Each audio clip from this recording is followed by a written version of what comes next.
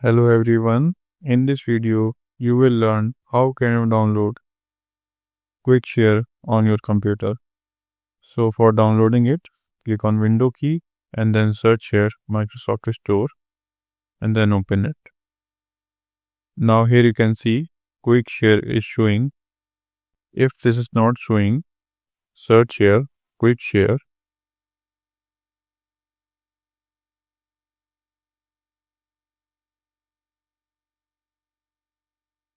So here you can see Quick Share is showing. Now click on Get.